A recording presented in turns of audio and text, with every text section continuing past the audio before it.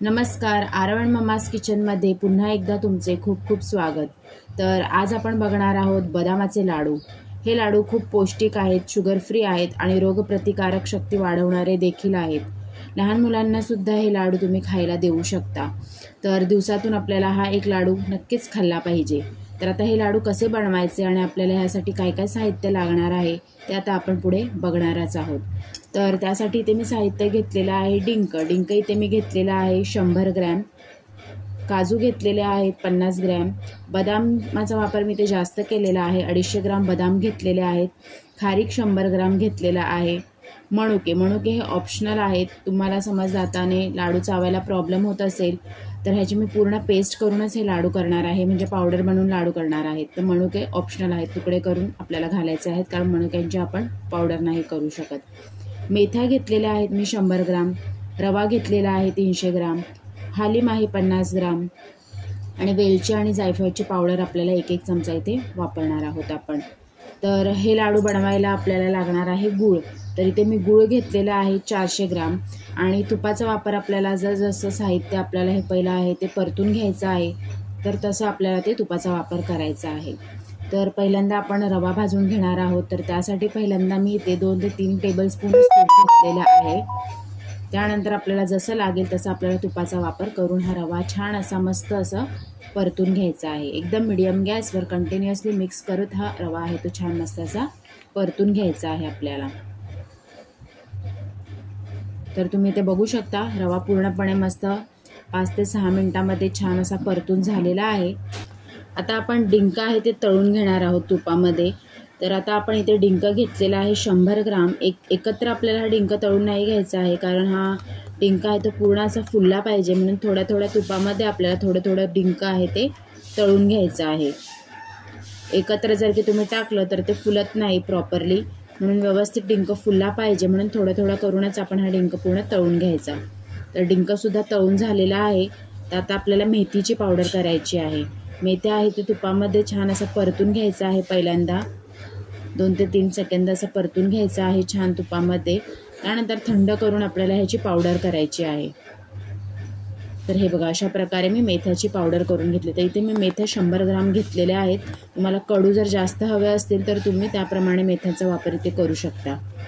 तर आता इथे खारीक आपण परतून घेऊया. खारकेच्या आतल्या बिया काढून मी खलबत्त्याने चेचून त्याचे तुकडे करून असे छान मस्त असे परतून घ्यायचे आहेत. आता खारकाची पावडर कशी सोप्या पद्धतीत जास्त प्रमाणात करायची आहे त्याचा व्हिडिओ मी ऑलरेडी शेअर केला होता, चेक करा तुम्ही तिथे जाऊन. आता आपण बदामसुद्धा छान तुपामध्ये परतून घेणार आहोत. मीडियम गॅसवर छान बदाम परतून घ्यायचे आहेत 5 ते 6 मिनटं. बदाम झाले की त्यामध्येच मी घालते काजूसुद्धा 1 ते 4 ते 5 मिनटं परतून घेऊयात. आता आपण काजू बदामची पावडर करणार आहोत. काढून घेऊयात. आता काजू बदाम छान असे परतून झालेले आहेत, तुम्ही ते बघू शकता. आता मनुकेसुद्धा आपल्याला तुपामध्ये परतून घ्यायचे आहेत. मनुके ऑप्शनल आहेत, आवडत असतील तर तुम्ही घालू शकता, नाही घातलात तरी चालेल. बारीक कट करून दोन्ही प्रकारचे मनुके आहेत ते मी कापून घेतलेले आहेत आणि छान तुपामध्ये ते देखील 3 ते 4 मिनटं परतून घेऊयात.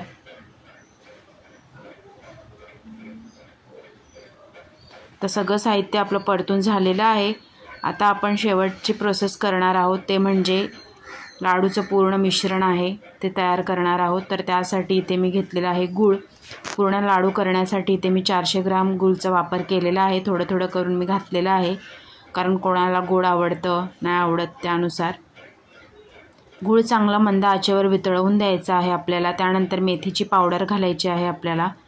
ज्या मेथ्या आपण तुपामध्ये परतून घेतल्या होत्या त्याची छान आपण पावडर केली होती ती आपल्याला गुळामध्ये घालायची आहे, मिक्स करून घ्यायचं आहे.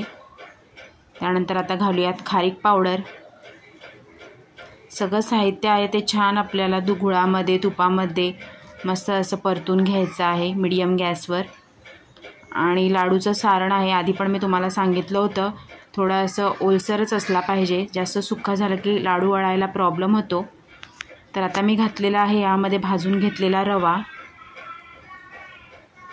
गूळ आणि तुपाचं ॲडजस्टमेंट तुम्ही जसं लागेल तसं आपण, म्हणजे जसं आपलं सारण सुकं वाटत असेल त्यानुसार तुम्ही घालू शकता, एकदाच नाही घातलात तरी चालेल.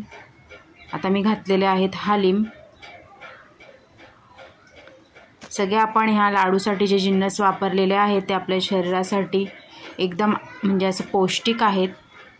आता ही मी इथे घातलेली आहे ड्रायफ्रूट्सची पावडर, म्हणजे काजू आणि बदामची पावडर घातलेली आहे. आता तुम्ही इथे बघू शकता थोडा सारण असा सुका झालेला आहे. तर आपण नंतर त्यामध्ये गूळ ॲड करणार आहोत किंवा तूपही घालू शकता तुम्ही.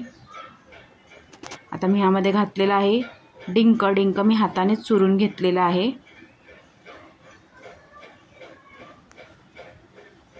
आता ह्यामध्ये मी वेलची आणि जायफळची पावडरसुद्धा घातलेली आहे 1 चमचा. आता ह्यामध्ये तूप किंवा गूळ ॲड करून ॲडजस्टमेंट करायची आहे आपल्याला. तर हे बघा फायनल आपला इथे सारण असं तयार झालेलं आहे लाडू बनवण्याकरिता. तुम्ही इथे बघू शकता एकदम परफेक्ट असं झालेलं आहे. तर आता आपण ह्याचे लाडू वळायला घेणार आहोत. तर थोडं सारण गरम असतानाच आपल्याला लाडू वळायला घ्यायचे आहेत, म्हणजे कसं पटकन वळले जातात. कितक्या साईजचा लाडू तुम्हाला हवा आहे त्यानुसार लाडू वळायचा आहे आपल्याला. हे बघा मस्त असे फटाफट दोन्ही हाताने वळले जात आहेत लाडू. तर हे बघा छान मस्त आपले असे पौष्टिक लाडू तयार झालेले आहेत. तर तुम्हीसुद्धा अशा प्रकारचे लाडू आहेत ते नक्की बनवून बघा. दिवसातून 1 लाडू आपल्या शरीरासाठी नक्कीच खाल्ला पाहिजे. या लाडू खाल्ल्याने ताकदसुद्धा येते आपल्याला, म्हणजे दुसरं काही खायची गरज नाही. नाश्त्यासाठी तुम्ही उपाशी पोटी हा 1 लाडू खाल्लात तरी बस होतो. हे बघा छान मस्त असे लाडू आहेत ते सगळे आहेत ते आपल्याला वळून घ्यायचे आहेत. आणि जर की वाटलं तुम्हाला सारण थंड झालं आहे, लाडू वळत नाही आहे, तर थोडं गरम करायचं आणि पुन्हा वळायचे.